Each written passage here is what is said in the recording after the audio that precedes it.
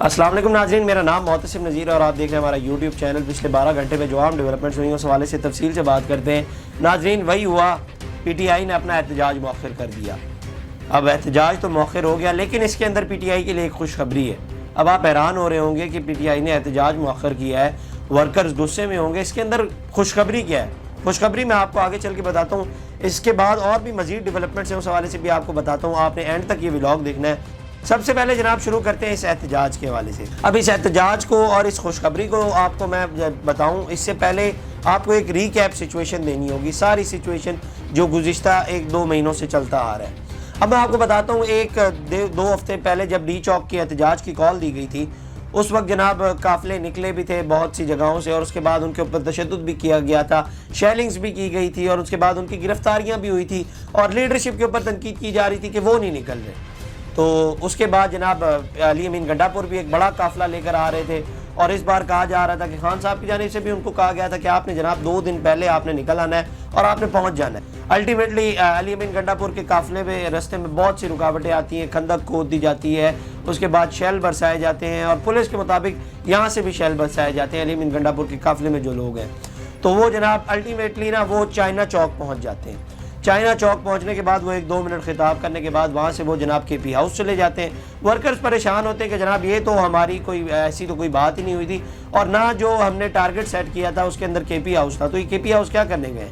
खैर, KP house में वो गए, उसके बाद वो 28 से कोई तकरीबन 30 घंटे के लिए गायब हो गए, और उसके बाद वो जनाब अचानक नमोदार होते हैं KP असम्बली से। KP असम्बली में वो आते हैं, वो खिताब करते हैं, और वो अपनी वो जनाब जेम्स बॉन्ड वाली कहानी शुरू कर देते हैं वहाँ पे कि मैं वहाँ से निकला, वहाँ से मारगला की पहाड़ियाँ चढ़ा, वहाँ से मैं उतरा, वहाँ से मानसेरा गया, एबटाबाद गया, वहाँ से सवात गया, फिर मैं जनाब वहाँ से मोटरवे पे चढ़ा, पेशावर आया, और फिर मैं KP असम्बली आया। वो जो उन्होंने एक कहानी सुनाई थी उसके ऊपर अब PTI की जो लीडरशिप थी वो भी इस कहानी को नहीं मान रही थी। वो भी यही कह रहे थे कि ये गोली करा रहे हैं। सॉरी मैं ये अल्फाज इस्तेमाल कर रहा हूँ, लेकिन PTI की लीडरशिप ये कह रही थी कि जनाब ये गोली करा रहे हैं। ये वो असल बात या असल कहानी नहीं सुना रहे जो असल कहानी पेश आई है। इससे पहले आपको याद होगा PTI का एक एहतजाज था और उसको कैंसिल किया गया था, उसको नेक्स्ट डेट पे शिफ्ट किया गया था। आज़म सवाती साहब सुबह 7 बजे गए थे इमरान खान साहब से मिलने, और वो जब PTI ने कहा था कि जनाब हमारे तो पाँव पड़ गए, खान साहब के पाँव पड़े, और पाँव कौन पड़े थे? आज़म सवाती साहब जो मिलने के लिए गए थे। मतलब मैं उस वक्त भी कह रहा था कि बात करते हुए सोचना चाहिए कि इन्होंने रब्ता किया था, वो वाया अली अमीन गंडापुर आए थे, और उसके बाद जनाब वो जो जलसा था उसको भी मौखर कर दिया गया था। ये जो एहतजाज है इसके ऊपर अब आ जाते हैं। इसके ऊपर कल रात तक PTI की जो पॉलिटिकल कमेटी है उसका इजलास होता रहा 8-9 बजे तक, और उसके अंदर फैसले किए गए। उसके बाद जनाब एक्सप्रेस न्यूज़ ने तकरीबन 10:40 पे ये खबर दी। उन्होंने जनाब बैरिस्टर अली ज़फ़र को कोट करते हुए उन्होंने जनाब कहा कि एहतजाज मौखर कर रहे हैं हम लोग। अब शहबाज गिल के साहब ना वो बड़े गुस्से में नज़र आ रहे हैं। मेरा ख्याल है पार्टी उनके साथ मजाक करी है, कोई ना कोई सिचुएशन उधर बनी हुई है, क्योंकि लोकल जो यहाँ की लीडरशिप है वो अब आजकल बड़े गुस्से में है। जो ये बाहर लीडरशिप बैठी हुई है, जैसे जुल्फ़ी बुखारी हो गए, शहबाज गिल हो गए, मैंने आपको गुज़िश्ता व्लॉग में बताया था, वो ये कहते हैं कि जनाब यहाँ की ग्राउंड रियलिटी ये लोग नहीं जानते। ये वहाँ से बैठ के यूट्यूब चैनल चला रहे हैं या ट्वीट्स कर रहे हैं, तो ऐसे तो बात नहीं बनेगी। और फिर वो इस तरह की जब बातें करते हैं ना तो इनको और गुस्सा आता है। और ये किसी हद तक चीज़ें ठीक भी हैं कि जब आप यहाँ पे आके ग्राउंड रियलिटी देखते हैं तो एक सिनेरियो पूरा डिफरेंट होता है। आप वहाँ से बैठ के बात कर रहे हैं, ट्वीट्स कर रहे हैं, तो ये एक डिफरेंट है। खैर, शहबाज गिल साहब के साथ प्रैंक कैसे हुआ वो मैं आपको बताता हूँ। उन्होंने जनाब बैरिस्टर अली ज़फ़र का जो है वो पैगाम रीट्वीट करते हुए कहा कि लगता है ये अली ज़फ़र भाई का ज़ाती फैसला ही है, क्योंकि अभी तक पॉलिटिकल कमेटी का तो कोई फैसला सामने आया ही नहीं है। अब पॉलिटिकल कमेटी का जो इजलास था वो हो चुका था। अलबत्ता ये एक और बात है कि जनाब शहबाज गिल साहब को उसमें शामिल नहीं किया गया, और ये मैं आपको इससे पहले भी बता चुका हूँ कि जनाब 2-3 बार शहबाज गिल साहब ने ये दावा किया है, मुझे एक तो बिठाया नहीं गया, और उसके बाद मुझे साफ़ियों से पता चल रहा था कि मैं ये पॉलिटिकल कमेटी का जो इजलास है वो हो चुका है। अब इसके बाद जनाब चेयरमैन बैरिस्टर अली गौहर की जानिब से भी एक पूरी वीडियो पैगाम दे दिया जाता है। उसके अंदर वो कहते हैं कि अल्टीमेटली हुकूमत ने हमसे रब्ता किया, और हमने भी देखा तमाम तर सिनेरियो, SCO का समिट चल रहा था, हमारे जो दीगर ममालिक के वफ्द हैं वो भी इस वक्त में पाकिस्तान आए हुए, तो हम ये समझते हैं कि इस एहतजाज को मौखर कर दिया जाए। और उन्होंने साथ साथ ये भी कहा कि हमें यकीन दहानी दिलाई गई कि डॉक्टर साहब जो इमरान खान के हैं वो इमरान खान से जेल में मिलने के लिए जाएंगे, और जो सारा कुछ है वो सारा सिनेरियो हमें आके बताएंगे। तो इसके बाद जनाब हमने ये फैसला किया है कि हम लोग एहतजाज मौखर कर रहे हैं। पहले भी हुकूमत रब्ता करती रही है, और उनको कहा गया था कि जनाब आप एहतजाज मौखर कर दें, क्योंकि मसला क्या था, इस बार अगर PTI एहतजाज ये वाला करती तो बड़ा ब्रूटल किस्म का रिएक्शन आना था हुकूमत की जानिब से। वो क्यों? क्योंकि आज ही के दिन یہاں پر ایس سی او کا سمٹ بھی ہے، 15-16 وہاں کی ڈیٹ دی گئی ہے، اور اگر ایسی کوئی صورتحال بنتی تو حکومت کا ریئیکشن بڑا سالڈ ہونا تھا، انہوں نے ایک سالڈ قسم کا ریئیکشن دینا تھا۔ ظاہری بات ہے وہاں پر دیگر ممالک کے وفد بیٹھے ہوئے ہیں اور آپ وہاں پہ کوئی بھی ہنگامی صورتحال بنتی ہے تو حکومت تو یہ کہنے کے بھی قابل ہوگی کہ ہم نے ان کو روکنے کی کوشش کی، ہم نے ان سے کنونس کرنے کی، ان سے مذاکرات کرنے کی بھی کوشش کی، لیکن انہوں نے ہماری بات نہیں مانی۔ خیر شکر ہے اللہ کا لاکھ لاکھ کے دونوں جماعتوں نے ہوش کے ناخن لیے اور بات سنی ایک دوسرے کی، اور الٹیمیٹلی پاکستان کے فائدے کے لیے ایک فیصلہ ہوا ہے۔ اس بات پہ میں کہوں گا کہ جناب پاکستان کا اس کے اندر فائدہ ہے کہ دونوں جماعتوں نے جو فیصلہ کیا ہے۔ میں پہلے بھی حکومتی سائڈ کو بھی کہتا تھا کہ جناب ان کو اجازت دے، اگر وہ اپنے پارٹی چیئرمین سے ملنا چاہتی ہے، عمران خان سے ملنا چاہتی ہے تو ان کو اس چیز کی اجازت دے، اس میں رکاوٹ آپ لوگ کیوں پیش کر رہے ہیں؟ یہ سیکیورٹی والے مسائل، یہ سب باتیں ہیں، ان کو ملنے کی اجازت دے، اور دوسری سائڈ کو بھی چاہیے کہ افہام و تفہیم سے معاملے کو حل کیا جائے، ٹیبل پہ بیٹھ کے حل کیا جائے۔ خیر اب وہ شہباز گل والی میں بات کر رہا تھا کہ جناب وہ اب غصے میں نظر آ رہے ہیں، ظاہری بات ہے ان کو پھر یا تو شامل نہیں کیا جا رہا یا کوئی نہ کوئی مسئلہ پیش آ رہا ہے۔ اس سے پہلے بھی جو ٹویٹ کیا تھا وہ پھر آپ کو سنا دیتا ہوں۔ انہوں نے کہا تھا کہ جناب ریکارڈ مرتب کر لیں، پارٹی کی سیکنڈ لاسٹ پولیٹیکل میٹنگ میں بھی شرکت نہ کر سکا، بعد میں اس میٹنگ کی پوری رداد میڈیا پر سنی، ایک نہیں متعدد صحافیوں نے اس میٹنگ کی ساری رداد سنائی، اس سے پہلے بھی جو پولیٹیکل کمیٹی کی میٹنگ شام 5 بجے ہوئی اس میں بھی شامل نہیں تھا، اس کی رداد بھی میڈیا پر آئی تھی۔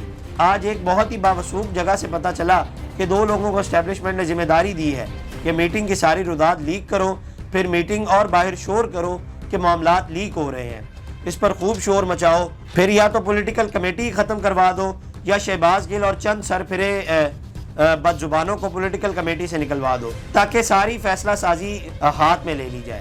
ماشاءاللہ کیا کہنے ہیں خان صاحب کی رہائی پر دونوں لوگوں کی تفصیلات تاکہ وہ مناسب فیصلہ کر سکیں۔ اب یہ دیکھیں، یہ اینڈ پہ وہ پھر کہہ رہے ہیں کہ جناب رہائی کے جب خان صاحب سے ملاقات ہوگی ان کے سامنے یہ تمام تر سچویشن رکھیں گے تو اس کے اوپر یہ خان صاحب فیصلہ کریں گے۔ اب الٹیمیٹلی نا پی ٹی آئی کے اندر یہ ایک فیکٹ پایا جاتا ہے کہ جناب ان کے اندر کچھ ایسے لوگ ہیں جو اسٹیبلشمنٹ کے ساتھ رابطے میں ہیں، اس کے اندر علی امین گنڈا پور کو بھی کہا جاتا ہے اور دیگر لوگوں کو بھی کہا جاتا ہے اسٹیبلشمنٹ کے رابطے میں، اور یہ ان کی نیچ پہ چل رہے ہیں، اور کہیں نہ کہیں پی ٹی آئی کو بھی اسٹیبلشمنٹ کی ضرورت ہے کیونکہ معاملات ایسے ہی حل ہو سکتے ہیں۔ اگر یہ احتجاج ہوتا تو یہاں سے جب آپ دیکھتے کہ اسٹیبلشمنٹ کی جانب سے یا حکومتی سائڈ کی جانب سے بڑا سالڈ ریئیکشن آنا تھا، اور پھر یہ جو معاملات اب اگر حل ہونے کی جانب جائیں گے نا تو یہ تب نہیں جانے تھے اگر احتجاج ہوتا، کیونکہ حکومت کی بھی اس میں بہت بے عزتی ہوتی کیونکہ دیگر ممالک کے وفد آئے ہوئے، اور ایسے موقع پر وہاں پر کوئی ہنگامی صورتحال بنتی تو یہ حکومت کی موجودہ حکومت کی انسلٹ ہونی تھی دیگر ممالک کے سامنے۔ تو اس کے اندر کچھ لوگ ہیں جو اسٹیبلشمنٹ کی نیچ میں چلتے ہیں، اور اس کے اندر اب خوشخبری کیا ہے وہ آپ کو میں نے جو شروع میں بتایا تھا۔ خوشخبری کیا ہے؟ خوشخبری یہ ہے کہ جناب اب ظاہری بات ہے ایک بات مانی گئی ہے تو آپ کے لیے آگے چل کے معاملات جو ہیں وہ آسان ہوں گے۔